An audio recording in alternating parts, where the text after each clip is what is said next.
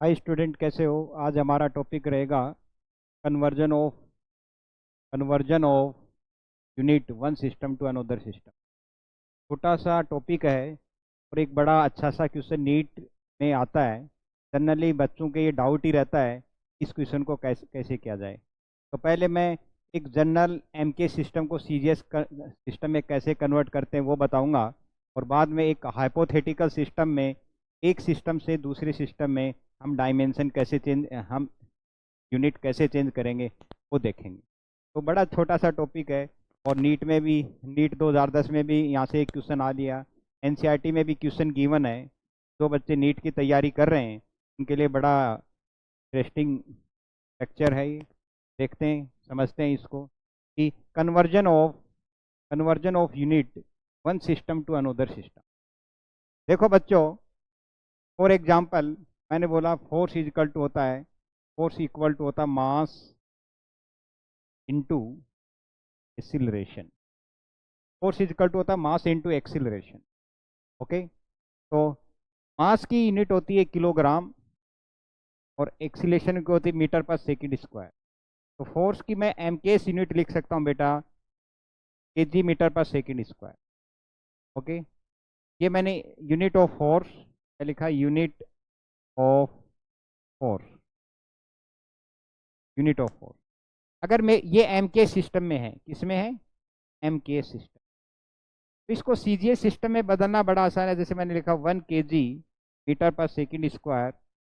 1 kg में ग्राम होंगे, 10⁻³ ग्राम, 100 centimetre. और सेकंड यूनिट ऑफ टाइम है।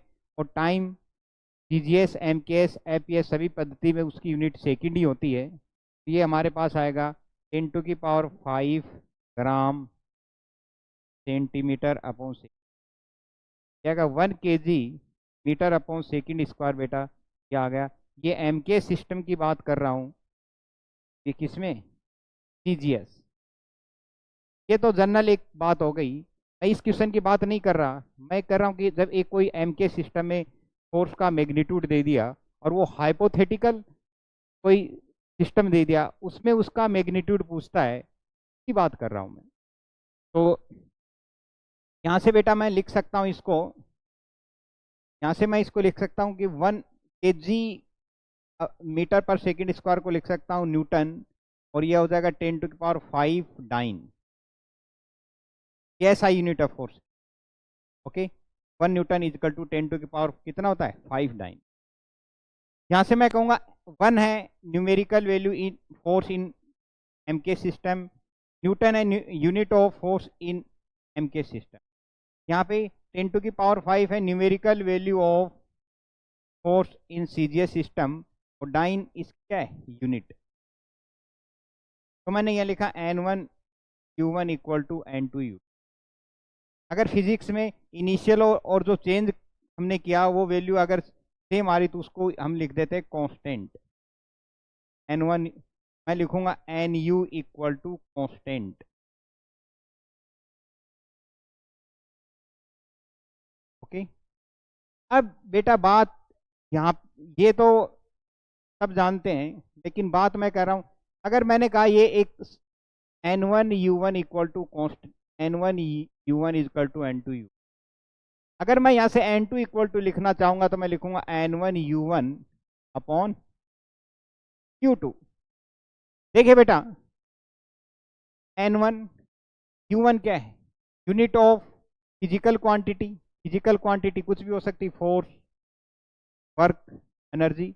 तो U1 है unit of physical quantity in first system, और U2 unit of physical quantity in second system. तो मैं, और हमें पता है यूनिट को हम अगर डायमेंशन फॉर्मूला में लिखेंगे तो जनरली मैकेनिक्स में मास, लेंथ और टाइम से रिप्रेजेंट करते हैं। तो मैं यहाँ पे लिखूंगा बेटा M1 अपॉन M2 की power E, L1 upon L2 की पावर D, और T1 अपॉन T2 पावर। देखिए बेटा, N2 क्या है, N1 क्या है? पहले N1 देखते हैं। Numerical numerical value of physical quantity in first system. N2 है बेटा numerical value of physical quantity in second system. बात करूं M1, M1 क्या है?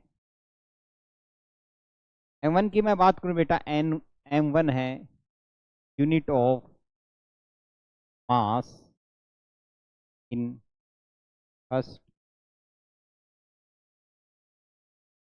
मैं बात करूं M2 unit of mass in second system. मैं बात करूं L1 unit of length in first. मैं बात करूं L2 unit of length in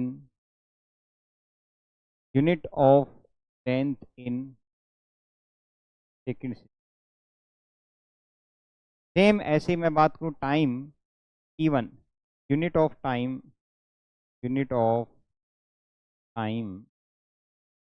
in first. और मैं बात करूं T2 unit of time second.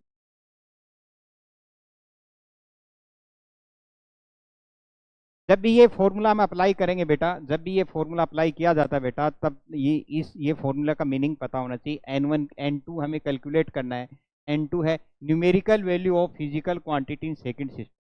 N1 है numerical value of physical quantity in first system. M1 M2 है mass of physical quantity in first system.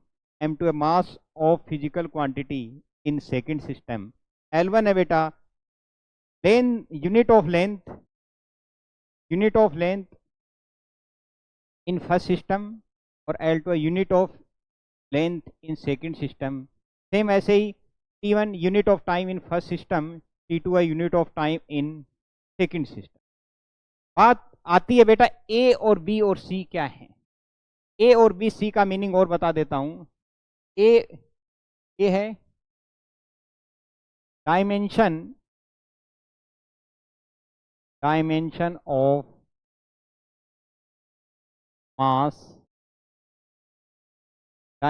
Mass, B है dimension of length, और C है dimension of time. जिस physical quantity को आपको एक system से दूसरे सिस्टम में बदलना है, उस पे मास की डायमेंशन, उस पे लेंथ की डायमेंशन B, उस पे टाइम की डायमेंशन क्या है? जैसे मेरे को फोर्स को बदलना है, फॉर एग्जांपल मेरे को फोर्स को कन्वर्ट करना है one system to another system, तो फोर्स की डायमेंशन होगी बेटा M1 L1 T-2। तो यहाँ पे A की वैल्यू होगी 1, B की वैल्यू होगी 1, और C की वैल्यू होगी -2। C की वैल्यू क्या होगी? -2। तो बेटा ये फॉर्मूला कैसे अप्लाई करना है, हम इस फॉर्मूला का अप्लाई करना एक क्वेश्चन के थ्रू समझते हैं। पहले हम एक क्वेश्चन लिख लेते हैं, फिर समझते हैं इस चीज को।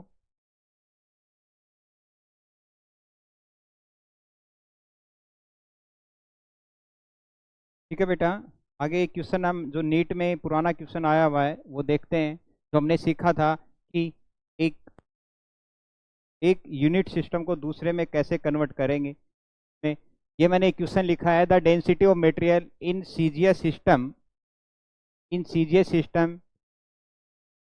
system of unit is 4 gram per centimeter cube.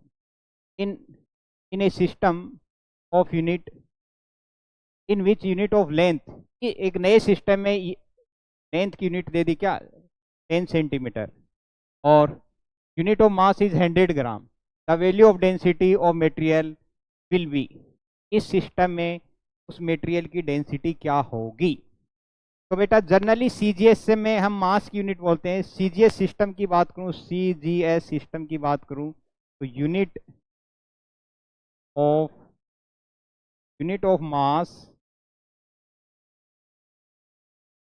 Of mass क्या होता है 1 ग्राम, इसको हम शॉर्ट में ग्राम भी बोल देते हैं।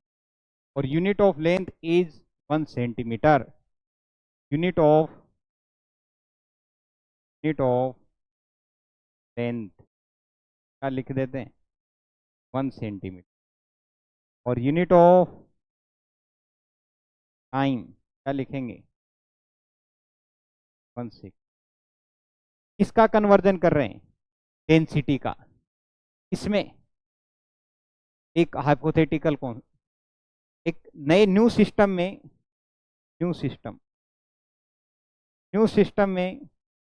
यूनिट ऑफ मास क्या बोला है, यूनिट ऑफ मास बोला है 100 ग्राम और यूनिट ऑफ लेंथ बोला है बेटा 10 सेंटीमीटर। और सिस्टम कोई सा भी हो, यूनिट ऑफ टाइम है यहाँ। ओके, इसकी जरूरत भी नहीं पड़ेगी। तो अभी हमने सीखा था क्या, मैंने आपको बताया था कि N2 U2 is equal to N1 U1। N2 is equal to मैं लिखूंगा N1 U1 अपॉन U2 और N1 M1 अपॉन M2 की power A, L1 upon L2 की power B, T1 upon T2 की पावर क्या लिखूंगे यहाँ पे। देखिए बेटा किसको कन्वर्ट कर रहे हैं हम, डेंसिटी को। पहले डेंसिटी का डायमेंशन फॉर्मूला लिख लेता हूँ। डेंसिटी का डायमेंशन फॉर्मूला होगा, यूनिट होगी केजी अपॉन मीटर क्यूब, तो आ जाएगा M1 L की पावर माइनस।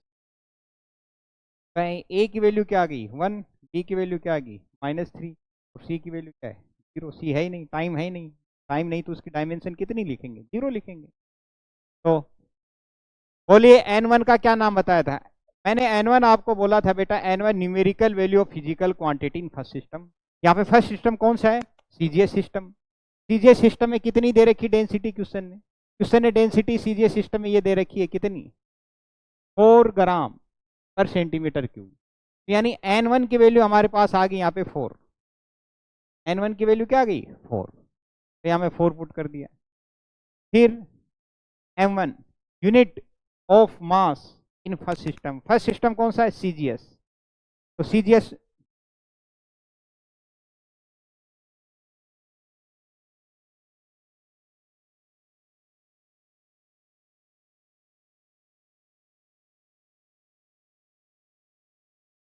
फर्स्ट सिस्टम कौन सा है सीजीएस। तो सीजीएस में मास की यूनिट क्या दे रही 1 ग्राम। और सेकंड सिस्टम में क्या बोला है, न्यू सिस्टम में, ये मैंने कहा यहाँ पे न्यू सिस्टम में यूनिट ऑफ मास क्या बोला है यहाँ पे 100 ग्राम। ये लो बेटा 100 ग्राम। पावर कितनी लिखूं 1। आ जाओ लेंथ, फर्स्ट सिस्टम में लेंथ कितनी है 1 सेंटीमीटर। सेकंड में कितना बोला है, सेकंड में यूनिट ऑफ लेंथ 10 सेंटीमीटर, ये 10 सेंटीमीटर की पावर क्या लिखूंगा -3। और टाइम की बात की नहीं तो T2 अपॉन T1 की पावर 0, और 0 का मतलब किसी के पावर 0, किसी के पावर 0 का मतलब होता है बेटा 1। राम पे पावर 0 1, श्याम पे पावर 0 1, एक्स पे पावर 0 1। मैंने यहाँ पे लिख दिया, जिन बच्चों को नहीं पता यहाँ पे लिख सकता हूँ एक्स की पावर 0 कितना होगा 1। तो ये ग्राम से ग्राम कैंसिल, इस सेंटीमीटर से सेंटीमीटर कैंसिल, ये 1 हो जाएगा, ये आ जाएगा हमारे पास 4, यहाँ पे 1 इंटू और -3, और ये कितना बच गया यहाँ पे 100। अब इसका क्या मतलब है, पावर 1 है, ऊपर जाएगा तो माइनस हो जाएगा बेटा, 1/100 4/100 इंटू की पावर -1 की पावर -3। तो बेटा जब पावर पे पावर आती है तो पावर मल्टीप्लाई होती है, तो -1 और -3, यहाँ पे बड़ा कन्फ्यूजन रहता है बच्चों के। -1 इंटू -3, -1 को -3 से मल्टीप्लाई करेंगे तो आंसर आएगा 3। नेगेटिव नेगेटिव को मल्टीप्लाई करते आता था पॉजिटिव, और नेगेटिव नंबर को नेगेटिव नंबर में ऐड करते हैं बेटा तो आता है नेगेटिव। ये आ जाएगा मेरे पास 4/100 इंटू की पावर कितना आ जाएगा, ऐसे कट करूँगा तो आ जाएगा 40। तो यहाँ पे n2 की वैल्यू आ गई हमारे पास 40। आगे लिखेंगे unit of density, unit of, तो ये आंसर टिक करना था उस। ओके, तो इस टाइप के क्वेश्चन हम और एक क्वेश्चन और भी देखेंगे। ओके, एक देखिए बेटा, ये एनसीईआरटी का क्वेश्चन है, जो मैं आपको बता रहा था कि एनसीईआरटी में कुछ क्वेश्चन ऐसे हैं जो डायरेक्ट नीट में पूछ लेते हैं, और बच्चा जनरली उन क्वेश्चन को लेके परेशान सा ही रहता है। ये वो इसी टाइप का क्वेश्चन है। ये क्या कह रहा है, a calorie is unit of heat and it equal about 4.2 joule, और कह रहा है कि where 1 joule equal to 1 kg metre square upon second square, और कह रहा है कि न्यू सिस्टम में unit of mass is alpha kg, unit of length is beta metre, और unit of gamma is, unit of time is gamma second. ये कह रहा है प्रूव करो कि 1 कैलोरी इक्वल टू ये होगा इस सिस्टम में। तो हमें पता है कि 1 कैलोरी इक्वल टू होता है 4.2 जूल या 4.2 kg metre square upon second square. तो बेटा n2 equal to n1 m1 upon m2 की power a, l1 upon l2 की पावर b, और t1 अपॉन t2 की पावर क्या जाएगा बेटा c। देखिए बेटा, n1 है numerical value of joule energy in first system, और फर्स्ट सिस्टम में इसकी न्यूमेरिकल वैल्यू दे रखी 4.2। Unit of mass first system, और unit of mass first system है बेटा 1 kilogram.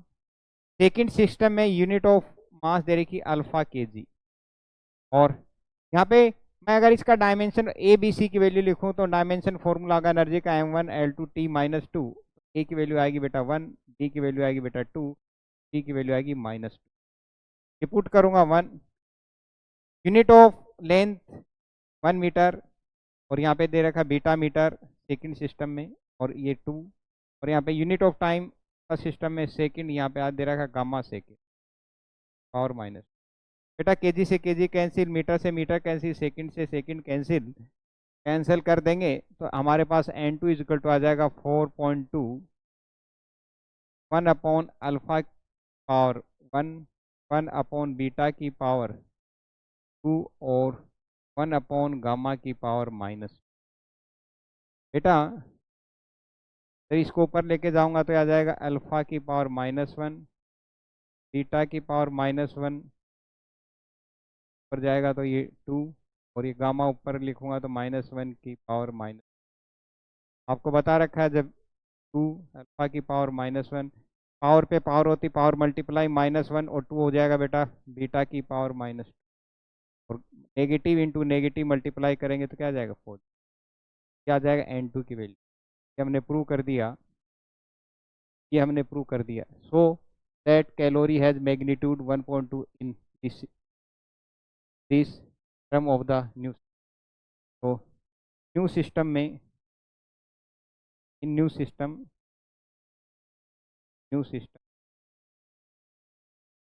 1 calorie equal to 4.2 gamma का माइनस, और का -2, और गामा की वैल्यू आ जाएगी, क्या आ जाएगा। ओके बेटा, ऐसे नीट में पूछे जाते हैं, और एनसीईआरटी का क्वेश्चन इंपॉर्टेंट तो है ही। ये मैंने एक छोटा सा टॉपिक था। जनरली बच्चे 90% बच्चों के ये डाउट रहता है कि ऐसे हाइपोथेटिकल अगर कोई आ जाता तो बच्चा क्वेश्चन गलती करके आता, चाहे वो हिंदी मीडियम का बच्चा हो चाहे इंग्लिश मीडियम का बच्चा। ओके। और है कि आपको फिजिक्स, फिर कह रहा हूँ, अगर फिजिक्स का आपको डर लग रहा है तो इस सर से पढ़िए, NEET physics, master blaster of NEET. Okay, शुरू करते हैं। तो ये है एक दूसरा क्वेश्चन उसी से related. In a new system of unit of mass is taken to 50 kg, unit of length is taken as 100 meter, and unit of time is 1 minute. What will the weight of the body in this system if in SI system weight is 10 newton? Weight कितना है? 10 newton.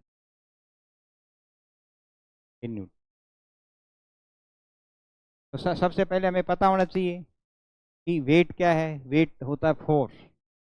Wait की unit होती है बेटा force की। Weight equal to होता है, और मास यूनिट होते है केजी। फोर्स की यूनिट होती है बेटा केजी मीटर पर सेकंड। तो यहाँ पे वेट है, वेट का कन्वर्जन कर रहे हैं किसमें? एसआई सिस्टम से एक अनोदर सिस्टम, एसआई सिस्टम से एक दूसरे सिस्टम में, एक हाइपोथेटिकल सिस्टम में, जिसने कंडीशन दे दी कि लेंथ की यूनिट क्या है। यहाँ पे लेंथ की यूनिट क्या है? Length 100 meter. और मास की यूनिट क्या है यहाँ पे? 50 केजी। और टाइम की यूनिट क्या है यहाँ पे? 1 मिनट।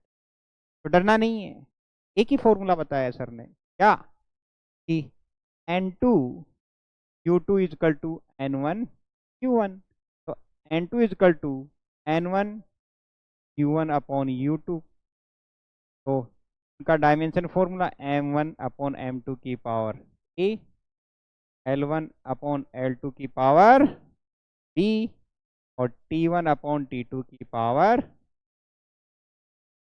बेटा देखिए, वेट का डायमेंशन फॉर्मूला यहाँ पे लिख रहा हूँ M1 L1 T माइनस। तो A की वैल्यू आ जाएगी 1, B की वैल्यू आ जाएगी 1, C की वैल्यू आ जाएगी बेटा -2।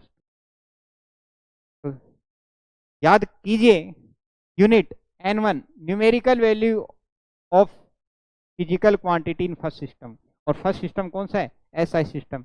में न्यूमेरिकल वैल्यू क्या दे रखी है? 10 Newton. 10 Newton unit of mass in first system. और फर्स्ट सिस्टम कौन सा है? SI system. एसआई सिस्टम में मास यूनिट होती है किलोग्राम, 1 केजी। तो यहाँ पे लिखेंगे 1 किलोग्राम। और इस सिस्टम में मास की यूनिट क्या दे दी? 50 केजी। तो यहाँ 50 केजी। ए की value 1। Unit of length SI system 1 meter, इसमें क्या दे दी? 100 से 100 मीटर की पावर 1। और बेटा टाइम यहाँ पे दे दिया 1 सेकेंड, और यहाँ पे दे दिया 1 मिनट की पावर माइनस। तो 1 मिनट में आपको पता है कितने सेकंड होते हैं? बोलो बोलो, कितने होते हैं? 60। तो यहाँ से कन्वर्ट कर लेते हैं इसको। देखो केजी से केजी तो 10/50, 1/100, और 1/60 की पावर -2। कई बार बच्चा यहाँ पे परेशान हो जाता है, अब कैसे सोल्व करूँ भाई? कुछ नहीं करना है, 60 को ऊपर ले जाओ तो पावर लगा दो, ये 0 से 0 कैंसिल, 1/500 क्या आ जाएगा? 60 की पावर -1 की पावर -2 क्या जाएगा? 60 पावर पे पावर मल्टीप्लाई, तो 60 की पावर 2/500। 60 का स्क्वायर करोगे 3600 बेटा अपॉन 500। इसे कैंसिल करोगे, इसको डिवाइड करोगे अगर 7.2 unit of force. Unit of, यानी मैं कह सकता हूँ कि 10 न्यूटन इक्वल टू होगा 7 point unit of force. Unit of unit of force. Same ये मैं ऐसी बातें नहीं कर रहा, एक क्वेश्चन ऐसा एनसीईआरटी में भी दे रखा है। एनसीईआरटी में सोल्ड एग्जाम ना एक्सरसाइज का क्वेश्चन है।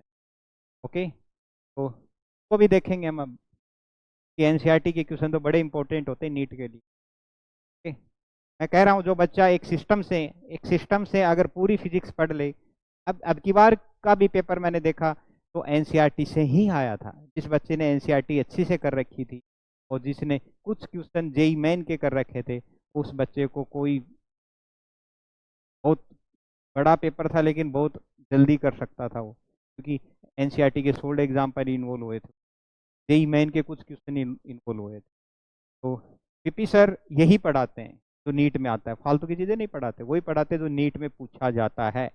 तो नीट में पूछा जाता है वही पढ़ाया जाता है यहाँ पे। ओके, बड़े परेशान होते हैं, बड़ी बड़ी कोचिंग में बच्चा पढ़ लेता है, कन्वर्जन आता नहीं है, ओके, गलत करके आ जाता है क्वेश्चन।